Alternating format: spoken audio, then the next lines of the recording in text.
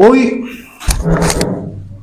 aun cuando voy a basar el tema en el capítulo 9 del libro de Hechos, quiero que quede más o menos claro que voy a usar la Biblia. Quiero exponer el mensaje del Evangelio.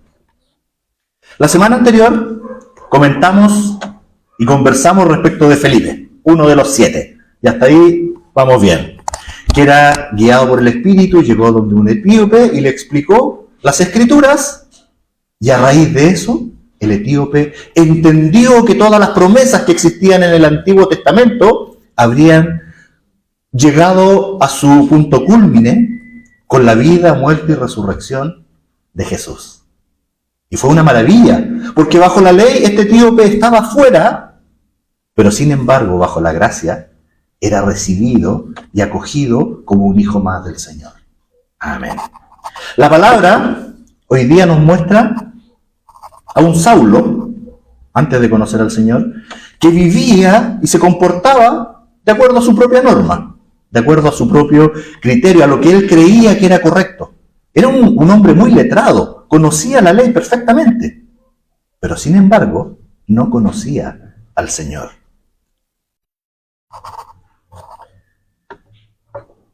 El Señor le dijo a Ananías: ve, porque instrumento escogido me es este. Se estaba refiriendo a Saulo. Porque tenían miedo de acercarse a Saulo, porque perseguía a los cristianos. Y el Señor le dice a Ananías: ve, porque instrumento escogido me es este. Y estaba destinado a ser usado en las manos del Señor. Por eso es un instrumento escogido. Estaba destinado por el Señor a presentar el Evangelio a los gentiles. Por eso es un instrumento del Señor. Y de la misma manera, Dios nos invita hoy día a ser instrumento en sus manos para trabajar en su obra. Yo decía que Pablo tenía una conciencia y un conocimiento de Dios sin realmente conocer a Dios. A mí me pasaba, hoy día creo que la fe es mucho más profunda a lo largo del pasar del tiempo, de compartir con el Señor. Que siento que el Señor me usa a pesar de todas las imperfecciones. Que el Señor usó a Pablo a pesar de ser el persecutor de la iglesia.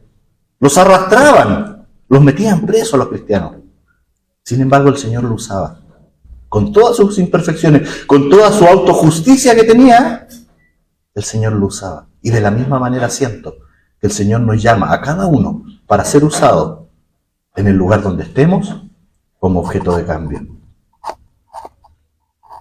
Hermano, cada uno debe decir: yo también puedo servir a Cristo desde el lugar donde me encuentro. Creo que hacia allá quiero llevar el tema del día de hoy. Quiero emitir una opinión antes de finalizar esta introducción respecto de cómo percibo a la iglesia, no a la iglesia de Pueblo Libre, no a la congregación, sino que a la iglesia en general. Porque el sentir que tengo es que estamos viviendo y conviviendo con el pecado, con el mundo, de una manera muy cómoda. Me explico. Hoy día ya no nos llama la atención cuando vemos que alguien mata. El Señor nos dijo: matar es malo, es pecado, es aberración. Pero a nosotros es un número más. Ya no nos llama la atención la degeneración. Ya no nos conmovemos con lo que realmente está pasando en el mundo. Estamos en este sentir de que estamos cómodos porque nosotros estamos aquí tranquilos, tengo hartos hermanos que me quieren. Pero realmente no nos estamos conmoviendo con lo que está sucediendo aquí al lado nuestro. En el comienzo les decía yo, a los cristianos los arrastraban, los llevaban a la cárcel por predicar, los metían presos, los buscaban. ¿Y qué hacían? En la medida que se dispersaban, en cada lugar donde iban y eran dispersados, ¿qué hacían? Predicaban la palabra de Dios. No se quedaban callados, no se quedaban en su ostracismo, en su completa comodidad. Seguían predicando a Cristo resucitado. Hermanos, voy a decir algo, no se queden solo con la primera parte y escuchemos hasta el final. Hoy día vemos la agenda que nos invita a aceptar el aborto como algo normal.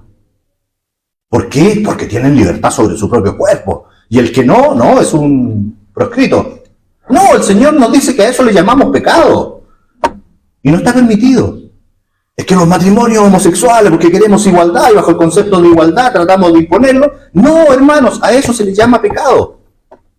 Y cuando uno miente se le llama pecado. Y cuando uno roba se le llama pecado.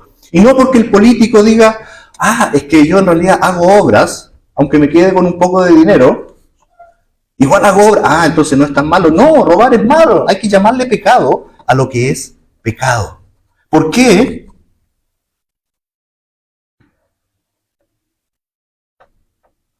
Porque cuando a alguien no le llama pecado, entonces la muerte de Cristo no sirve, porque Cristo vino a morir por los pecadores. Y el mundo se ha encargado de mostrarnos que lo que está sucediendo es normal y no es normal. Por eso, este es el primer punto, cuando alguien entrega el Evangelio. Llamarle pecado a lo que es pecado. Y acto seguido, invitar a conocer a Cristo. Porque esta situación del pecado tiene una solución. Tiene una bendición, que es Cristo. Y con esto quiero comenzar. El tema de hoy, si bien es una prédica, va a tener bastantes matices de una clase. Les decía, el primer paso cuando compartimos el Evangelio, y qué es lo que espero hacer el día de hoy, y que se entienda de esa manera, es reconocer que nuestra situación es de pecado. Somos todos pecadores. Reconocer que Cristo murió por mis pecados es el primer punto. Es como cuando uno va al médico. Si yo no reconozco que estoy enfermo, que necesito ayuda, entonces la ayuda no va a llegar. Sin embargo, cuando reconocemos que somos pecadores, ahí recién vamos a fijar la mirada en Dios y decir, ¿qué hago, Señor? Dice Romanos, por cuanto todos pecaron, están destituidos de la gloria de Dios. Ese es nuestro punto de inicial. Por lo tanto, no podemos validar cuando las personas asumen porque el día de hoy yo no pequé, significa que no soy pecador. Hermanos, el hombre no es pecador porque peca. Es al contrario, el hombre peca porque es pecador. La condición no desaparece. Somos pecadores. Entonces, si escondemos la realidad del pecado, la persona que está a nuestro lado, la persona que está en nuestra comunidad, en nuestra sociedad, en nuestro país, no va a acceder nunca a la libertad que hay en Cristo. Por eso, aunque suena drástico, aunque suena a veces, que poco empático el hermano, no. A lo que es pecado, le vamos a llamar pecado. Ese es el punto inicial.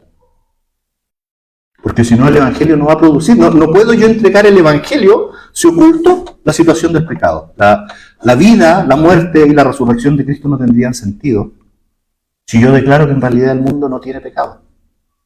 Eso no existe. Hermano, a veces me gustaría, y es extraño lo que voy a decir, pero me gustaría que la iglesia sufriera un poco de persecución. Cuando los perseguían, surgían amistades profundas, oraban de continuo, se predicaba el Evangelio, la iglesia crecía. Pero cuando no, estamos tranquilos. Y el llamado es a predicar. A nosotros el Señor nos entregó un ministerio y tenemos que cumplirlo. Los primeros creyentes no callaban, eran perseguidos, eran dispersados, pero no callaban, sino que predicaban la palabra y daban testimonio. Esa frase la voy a repetir muchas veces el día de hoy, para que nos quede claro, que no callaban. Quiero seguir avanzando. No se rían de la pregunta que voy a hacer, pero ¿cómo Pablo conoció a Cristo? La primera respuesta, y la más obvia, es que Jesús se le presentó en el camino a Damasco y ahí lo conoció. Pero quiero hacerlos ver lo siguiente. Es increíble que muchas veces el testimonio de vida de las personas, el detalle de una palabra en la mañana, una palabra de aliento del hermano, una tocada de hombro, un mensaje en el teléfono a diario, donde vemos cómo el Señor va obrando, es igual que la gota sobre la roca de mi corazón, que en algún momento se termina partiendo.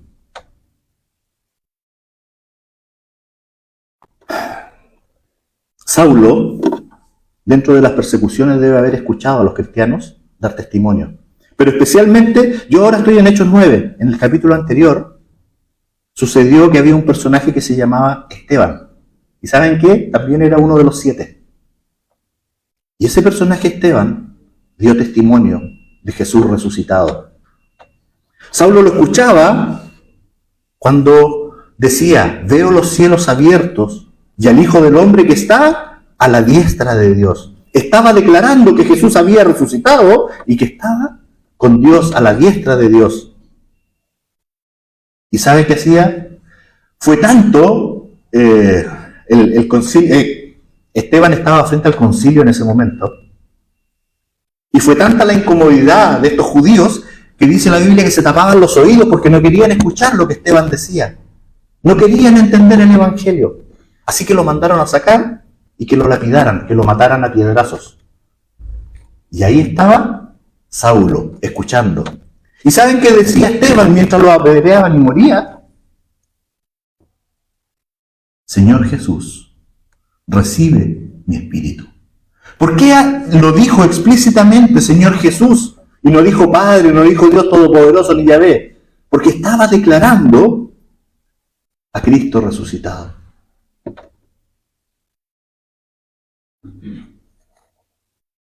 Después de esto, después de este evento, es que Jesús se le aparece en el camino a Damasco a Saulo. Saulo era uno de esos perseguidores, de los que dispersaban a la iglesia. Y cuando Jesús se le presenta y le dice, Saulo, ¿por qué me persigues? Dura cosa te es dar cosas contra el aguijón. Cuando el Señor le dice, hey, no puedes ir contra el Señor, cualquier cosa que hagas contra Dios es pecado. Lo que está haciendo el Señor es hacerle ver su condición. ¿Cómo se llama cuando alguien va contra Dios? Pecado. Cuando alguien no hace la voluntad de Dios, es pecado. Incluso el que sabe hacer lo bueno y no lo hace, le es pecado.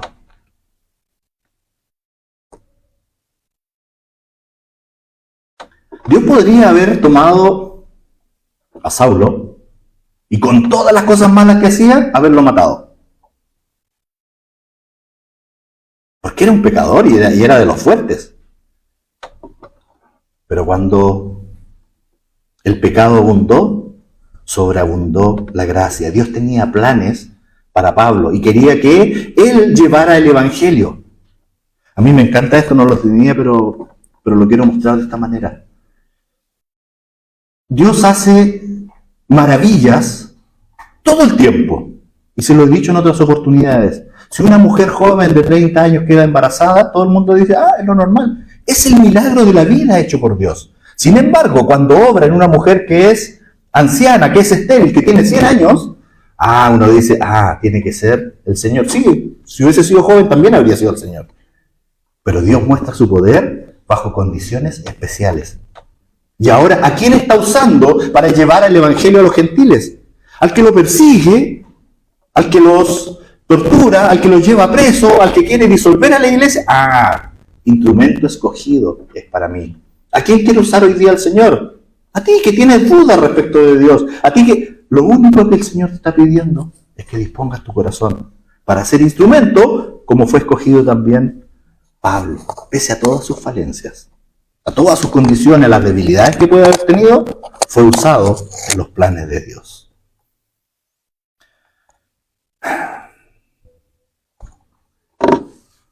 ¿Pudo haber destruido a Saulo? Sí, por pecador. ¿Pudo haber destruido al hermano Mauricio? Sí, por pecador. ¿Y a usted? También, pero no lo hizo. ¿Y por qué no lo hizo? Eso se llama su gracia, por amor. Porque nos quería mostrar que su amor eterno, que fue planificado desde el comienzo, desde la eternidad, sobre cada uno de nosotros, con nombre y apellido, que estuvo dispuesto a enviar a su único hijo a morir por mis pecados. Cuando yo digo mis, cada uno apúntese a su corazón, porque esto es una relación individual con Dios. Estuvo dispuesto a morir por mis pecados. Qué hermoso es entender la misericordia de Dios, porque pudiendo estar muertos, tenemos vida. Cuando Dios se acerca a Saulo, le habla en hebreo y le dice: Saulo, Saulo, ¿por qué me persigues? Dura cosa te es dar coces contra el aguijón, dura cosa te es dar de patadas contra un... Mire, lo voy a hablar en chileno. El aguijón es un clavo que se pone en la punta de una vara grande. Tengo parte de mi vida en el campo y lo usé y lo viví. Se usaba sobre los bueyes que llevan la yunta para poder arar la tierra. Cuando se salen del camino, uno usa este aguijón y le clava en el anca y el buey se acomoda y sigue la ruta. Ese es el aguijón, es una punta dura. Entonces, uno logra que el animal empiece a andar y empiece a arar donde se necesita que esté recto, porque ahí se van a producir los frutos. Pero hay una cosa, y no es menor, no es un detalle menor. Lo que buscaba el agricultor con el que me relacionaba era que el animal mantuviera la constancia, porque sobre todo cuando la tierra es dura no podía parar. Si paraba, después costaba mucho más volver a andar. Entonces el objeto de este aguijón, en Chile le decimos picana a todo esto, entonces uno picaneaba al animal. El objeto era que mantuviera la constancia y mantuviera el rumbo. Cuando la yunta de bueyes entendían lo que se estaba haciendo, el agricultor se iba delante de los bueyes, con la picana en la mano, con el aguijón, y los bueyes lo seguían. Eso es un hecho real, así funciona la agricultura así en el campo. Ahora, ¿por qué les digo esto? Porque en el libro de Eclesiastés, estoy buscando el pasaje, acá está. En el libro de Eclesiastés dice: la palabra de los sabios son como aguijones, y como clavos hincados son la de los maestros de las congregaciones dadas por un pastor. La palabra de Dios es como ese aguijón. La palabra de Dios es la que nos lleva por el camino. ¿Y qué pasa cuando tratamos de salirnos del camino? ¡Ay! El Señor está obrando y nos guía nuevamente por donde correspondemos. Y nos invita a ser constante, porque cada vez que nos salimos, entonces después cuesta tomar de nuevo el ritmo. Seamos constantes en el Evangelio. Saulo conocía probablemente mejor que nadie la ley. Conocía la palabra de Dios, pero no comprendía el significado del Evangelio ni la razón de la muerte y la resurrección de Cristo. De hecho, no creía en la resurrección hasta que Jesús le apareció y le habló y le tocó su corazón. No cerremos el corazón, hermanos, ni lo veamos como un hecho histórico solamente. Esto tiene que ver con nosotros. Esto tiene que ver con nuestra relación y con nuestra obligación. Con nuestro uso como herramientas, con el Señor hablando al corazón de cada uno de nosotros.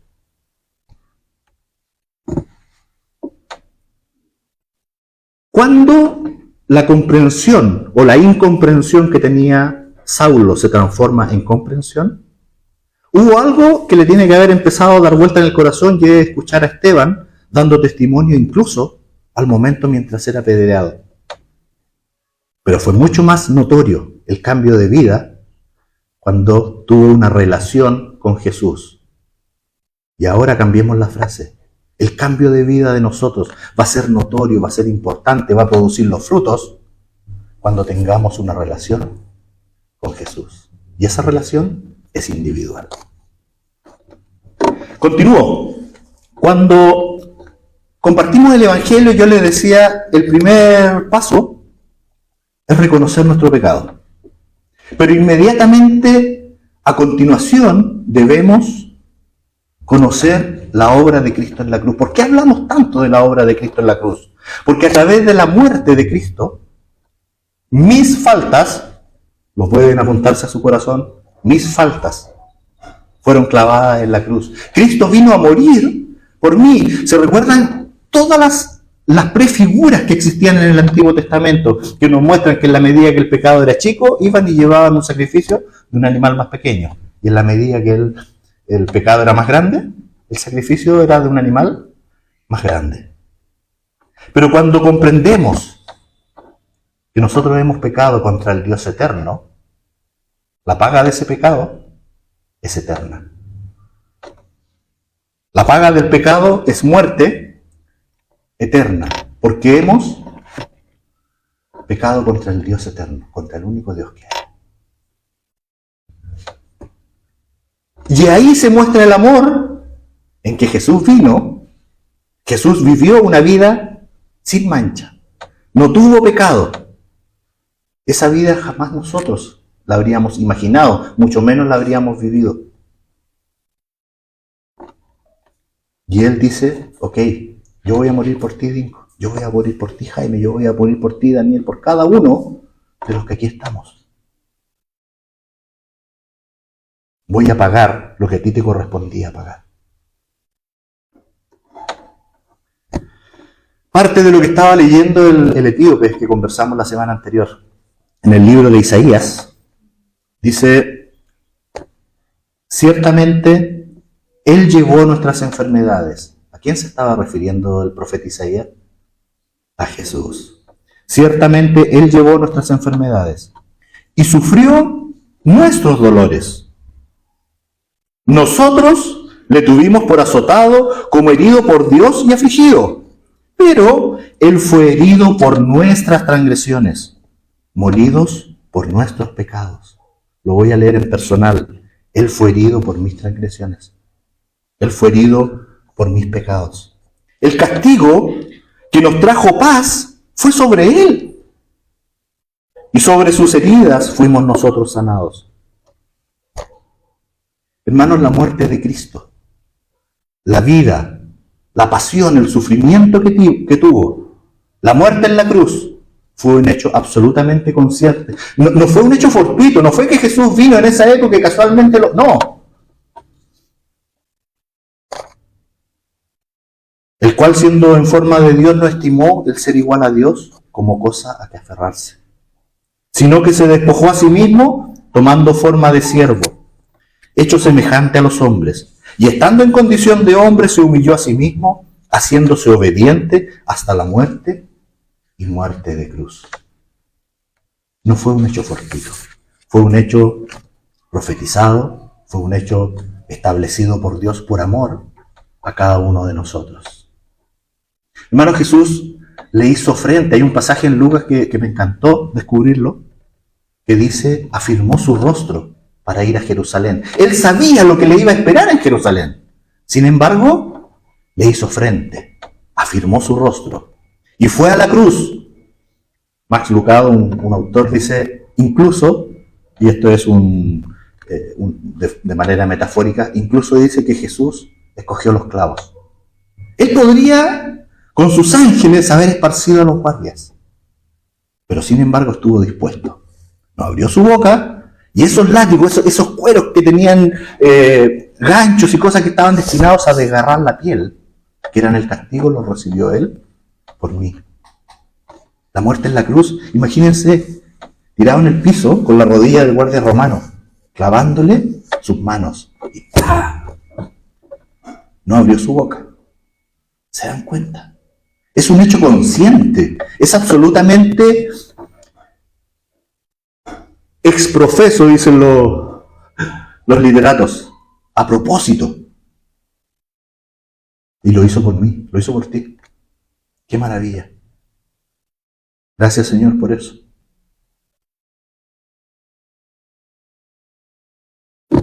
Ahora, cuando esto sucede, es cuando Pablo recién toma conciencia y entiende a Cristo resucitado. Cuando él tiene una relación con Cristo, entiende y predica la vida, la muerte y la resurrección. Fíjense en las prédicas de Pablo, tienen que ver con eso. La vida, la muerte y la resurrección de Cristo. Ese es el Evangelio. Entonces se transforma en su mensaje central. Les dije que primero debemos reconocer nuestro pecado, que debemos comprender el por qué el sacrificio de Cristo en la cruz, porque ahí se paga el pecado. Pero también viene un tercer punto, que es la resurrección, porque ahí es donde hay vida, ahí donde el único que nos puede dar vida también nos puede dar la resurrección. Sorbida es la muerte en victoria. ¿Dónde está, oh muerte, tu aguijón? ¿Dónde, oh sepulcro, tu victoria? Ese aguijón, ese clavo, metafóricamente, del pecado nos quería dejar cautivos. Pero Cristo venció la muerte. Si no hubiese vencido la muerte, vana es nuestra fe, como nos recordaba el pastor Reinaldo al comienzo. Si Cristo no hubiese resucitado, vana es nuestra fe. Sin embargo, resucitó. ¿Por qué? Porque estaba prometido. En Cristo se cumple la promesa, y esa promesa incluye que yo, que tú y que todos los que creen en su nombre van a resucitar juntamente con Él. Por eso es maravilloso cuando uno entrega el Evangelio, que cada uno de nosotros comprenda, primero, que somos pecadores y no tenemos nada que hacer. Por eso, Cristo vino, sufrió y murió. Pero también resucitó, porque con la resurrección de Cristo nosotros tenemos vida. Amén. Porque así como hemos sido identificados con Él en la semejanza de su muerte, también lo seremos en la semejanza de su resurrección, dice la palabra de Dios en Romanos. Aquí un dato anecdótico, y que sirve de argumento, a mí me gusta usarlo. Porque cualquier religión distinta del cristianismo, no estoy hablando de la presbiteriana, sino que del cristianismo, los que creemos en Cristo, cualquier religión distinta o secta que nace de hombre, esos hombres de los cuales nacieron esas sectas, murieron. El único que vivió, resucitó y nos prometió vida es Cristo, el Hijo del Dios viviente. ¿Se dan cuenta de la diferencia? El resto es imaginación, es cosa de hombres. Volvamos al texto. Saulo, después que tiene el encuentro con Jesús, va donde Ananías impone las manos, etcétera, etcétera. Resulta ser que Pablo tenía el conocimiento suficiente de la ley, pero era un conocimiento intelectual. Él sabía mucho acerca de Dios, pero no conocía a Dios. Alguna vez lo mencioné en otra oportunidad, y es como seguir a alguien en las redes sociales. Ah, pero si yo sé la fecha que nació, sé su cumpleaños, sé las cosas que le gustan, sé... ¿Pero alguna vez has vivido con él? ¿Alguna vez ha entrado a tu casa? Mucho menos a tu corazón. Si no entra a vivir contigo, entonces es solo un conocimiento intelectual, como el que tenía Saulo, que sabía de Dios, pero no había comprendido la obra redentora de Dios.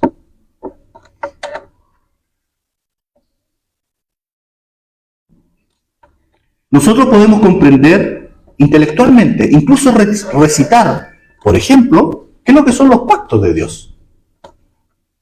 Pero es muy diferente abrazar ese pacto, recibir la bendición de formar parte del pueblo de Dios. Si yo les digo, ayúdenme a repetir el pasaje de Corintios. Asimismo tomó la copa después de haber cenado y dijo, esta copa es el nuevo pacto, y lo sabemos. Pero es muy distinto a reconocer a Cristo en tu corazón. Es muy distinto a reconocer que ese sacrificio lo hizo por ti. Y en humildad decirle gracias, Señor. En humildad decir, Señor, quiero que mores en mi corazón. Porque esto que sucedió no fue fortuito, lo hiciste por mí. Y yo no quiero que esto sea algo inválido, algo de la boca para afuera. Quiero transformarlo en vida. Quiero que vivas en mi corazón. ¿Qué es lo que predicaba Pablo? Explicaba. Porque, perdón, antes de predicar, explicar. Hice un juego de palabras que eso no nos extraña.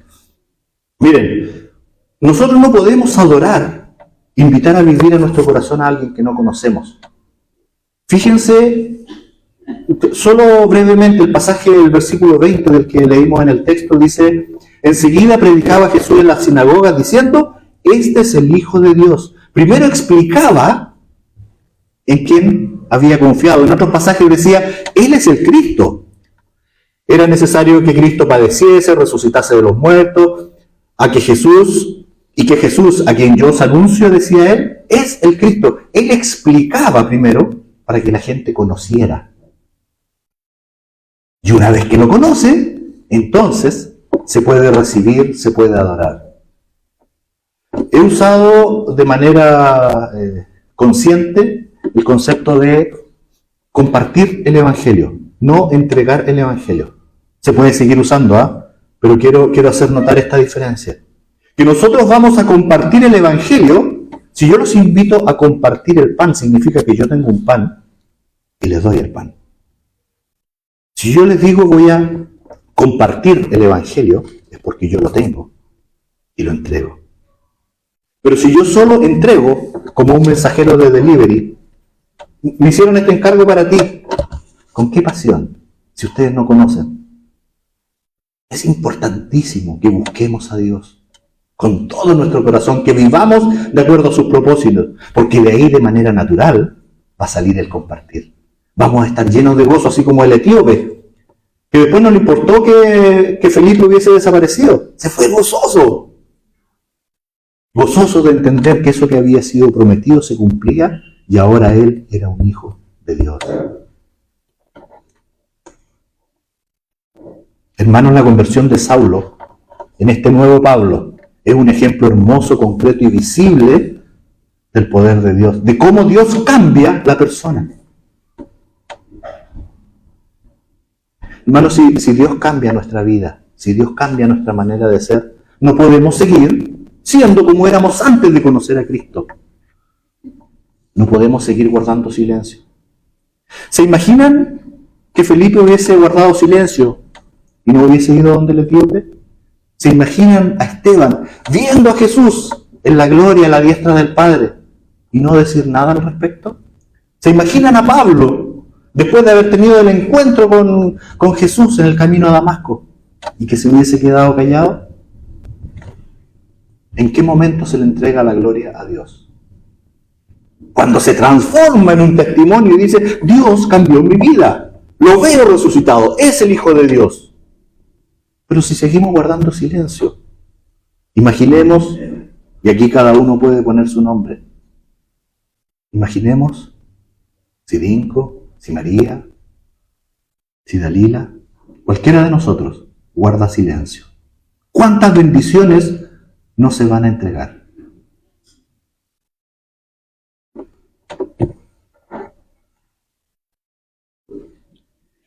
Era tal la euforia de Pablo que compartía con argumentos muy interesantes, muy profundos, que eran imposibles de rebatir. Así que, ¿qué sucedió? Que los judíos se pusieron de acuerdo y lo querían matar. Ya no tenían nada más que discutir, se les acabaron los argumentos. Entonces, ¿qué decidieron? Hay que matar a Saulo. Y se pusieron en las puertas, las ciudades no son como ahora, sino que eran amuralladas, se pusieron en las puertas a esperar que apareciera Saulo. Bueno, cuando se dieron cuenta de esto, cuando Pablo se da cuenta, lo bajan en un canasto amarrado por una muralla, porque la muralla de protección tenía un agujero grande, y por ahí lo bajaron y se fue a Jerusalén. Ahora, cuando va a Jerusalén, me imagino a Pablo se debe haber sentido absolutamente paria, aislado, así ya nadie lo quería. ¿Por qué? Porque por un lado estaban los judíos, y ahora los judíos que eran sus amigos hace 3 días atrás, ahora los judíos lo querían matar. Y por el otro lado estaban los cristianos, y los cristianos no se querían juntar con él, porque si se acerca capaz que sea una estrategia de Pablo para poder juntarnos a todos y llevarnos presos. Nadie quería estar con él. ¿Y qué hizo Pablo? ¿Se echó a morir? ¿Lloró? No, le hizo frente a esto. Y el Señor obró. Hubo un hombre que se acercó y se llamaba Bernabé. Bernabé se acercó a Pablo y fue testigo transmitió lo que le había ocurrido a Pablo. Y dice el versículo 27, pero Bernabé le recibió y le llevó a los apóstoles. Contó cómo había visto al Señor en el camino y que había hablado con él, y cómo en Damasco había predicado con valentía en el nombre de Jesús. Qué hermoso. Una persona que recién conoce al Señor necesita de alguien que lo acompañe, necesita esa compañía. Porque este nuevo camino es un camino diferente. Y si tú eres o te sientes un poquito más antiguo, ya llevas 2 días en la iglesia, eres más antiguo que el que llegó hoy.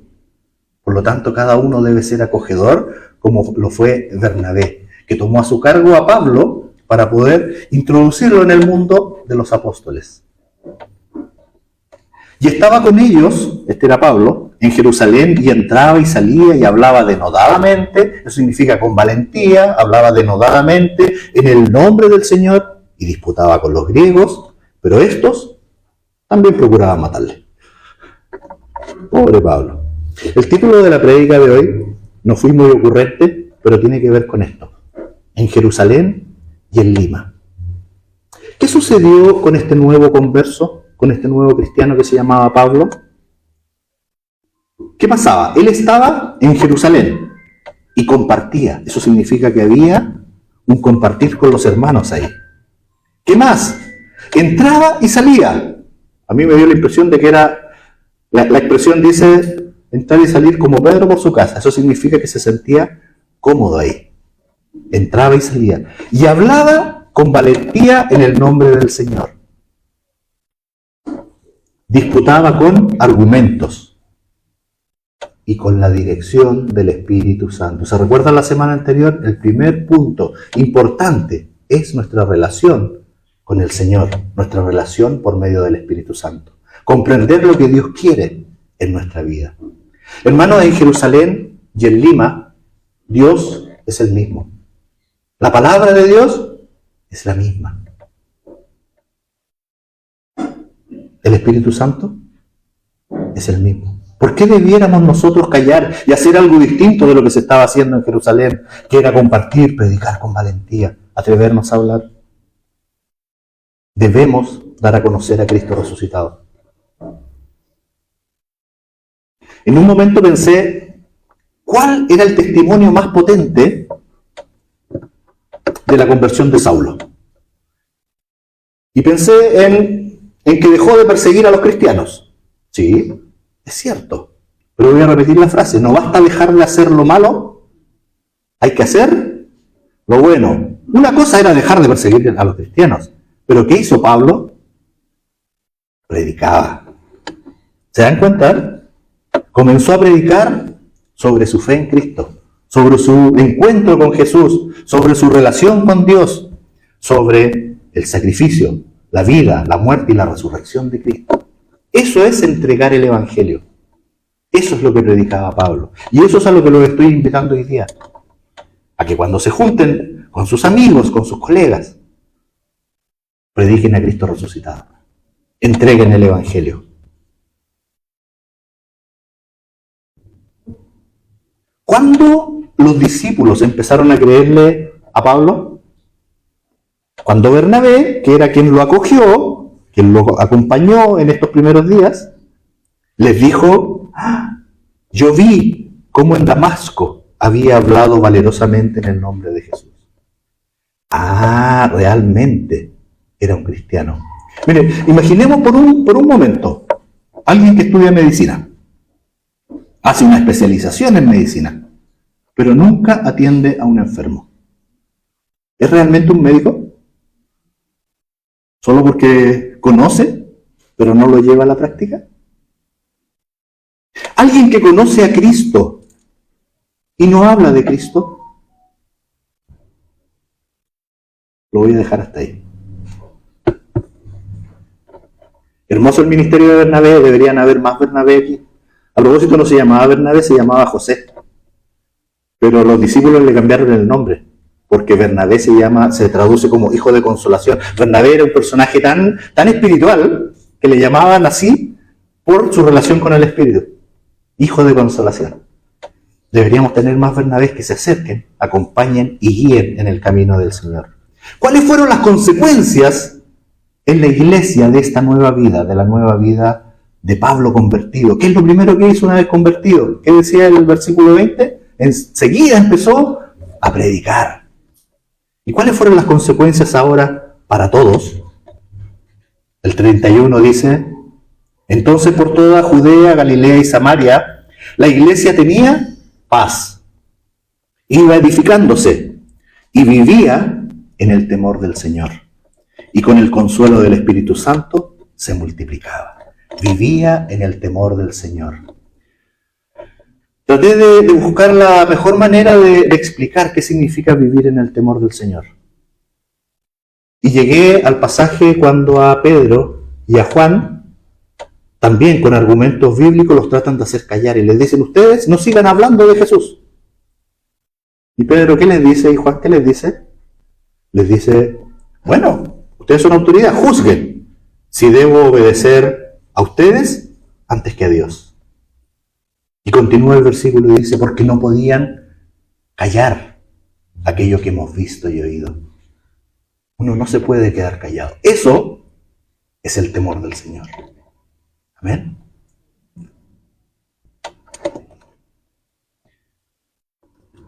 La iglesia estaba creciendo, se estaba desarrollando a causa de testimonios como estos.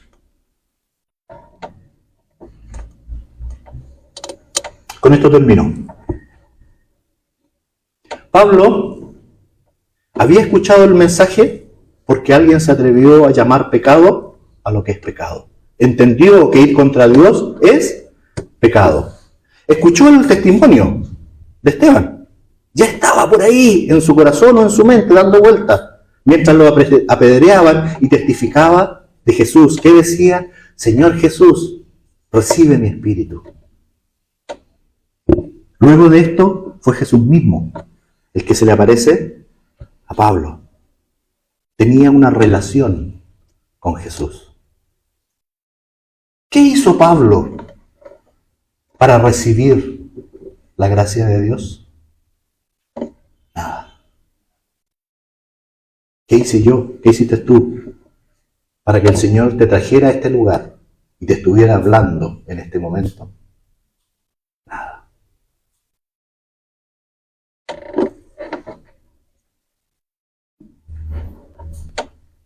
Cuando comprendemos eso, es que nacen estos mensajeros obedientes, como ustedes. Estos mensajeros obedientes que van a ir gozosos a dar su testimonio, como lo fue Felipe, como lo fue Esteban, como lo es el hermano Mauricio, el hermano William, y cada uno de sus nombres.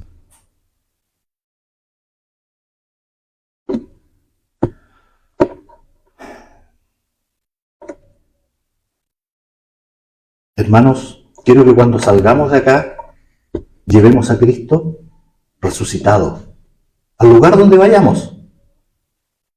Hay una alabanza, la recordábamos el otro día, que dice, ¿cómo es el nombre? Baja Dios de las nubes, creo que se llama. Pero tiene que ver con eso. Saca a Cristo crucificado del templo y llévalo vivo, resucitado. Conversa de Él, habla de Él en el lugar donde te encuentres, en tu lugar de estudio, en tu lugar de trabajo, con tu familia, con tus hijos, con tus amigos, con tus vecinos. Tenemos un mundo donde dar testimonio. Pero hasta que nuestra manera de pensar no cambie, hasta que nosotros no entreguemos el Evangelio, nos vamos a seguir quejando. Mira cómo está el país, mira cómo está el mundo. No os conforméis a este siglo, sino transformaos, decía la lectura antifonal, por medio de la renovación de vuestro entendimiento. Eso es. No os conforméis a este siglo. No nos dejemos llevar por las corrientes de este mundo.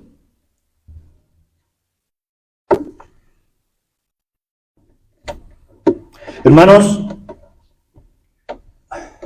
ahora sí que concluyo. No podemos estar en contra de Dios, porque eso es pecado.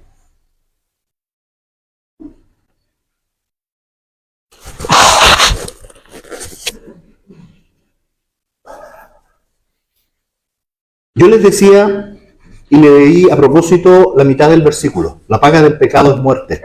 Pero continúa Romanos 6:23 exactamente después de una coma. Mas la dádiva de Dios es vida eterna en Cristo Jesús. El regalo que Dios nos da es vida eterna y ese regalo se recibe por fe. ¿Qué tengo que hacer? Solo creer. Solo creer en Dios. Mas la dádiva de Dios es vida eterna en Cristo Jesús, Señor nuestro. Cristo nos ofrece la salvación y debe ser recibida por fe. Hermanos, hoy día les he anunciado el Evangelio. Recorrí la palabra de Dios, relaté la vida de Pablo, pero principalmente la vida de Cristo, su sacrificio, la muerte en la cruz y su resurrección.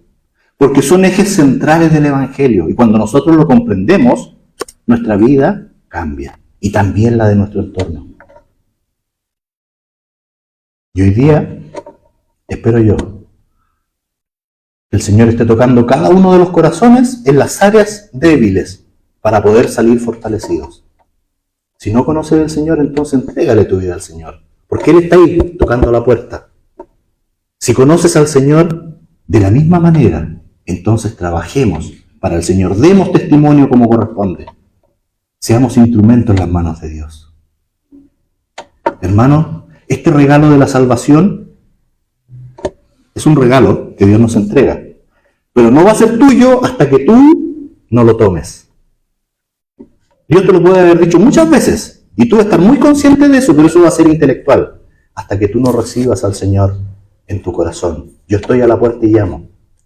Si alguien abre, dice Apocalipsis, si alguno oye mi voz, dice el Señor, y abre la puerta, entraré a Él y cenaré con Él y Él conmigo. Este regalo hermoso, este evangelio se recibe en el corazón y por fe. Que el Señor toque los corazones para que este evangelio sea anunciado, así como en Jerusalén, aquí en Lima. Los invito a orar, hermanos. Padre Celestial, Dios Todopoderoso, gracias. Gracias por la vida, la muerte y la resurrección de Cristo. Porque por medio de Él nosotros tenemos vida. Porque tomaste el lugar mío, Señor. Gracias a ti, Señor. Padre amado, te pido que escuches el corazón de cada uno de los hermanos, de cada una de las personas que aquí están. Atiendas el clamor y ese punto débil, esa debilidad que hay. Para que podamos entregarnos y decir, Señor, heme aquí, úsame, Señor, de acuerdo a tus propósitos. Reconozco mi debilidad, pero confío en que tú, con tu obra por medio del Espíritu Santo, vas a obrar. Padre amado, gracias por esta buena noticia. Gracias, Padre. Te entrego toda la honra y toda la gloria. Te pido perdón por mis faltas, porque realmente es lo único que tengo. Recibo en mi corazón, Señor, tu promesa. Te recibo a ti. Gozoso, esperando el momento de abrir los ojos y ver tu gloria. En el nombre de Cristo Jesús, oramos y te agradecemos todo. Amén.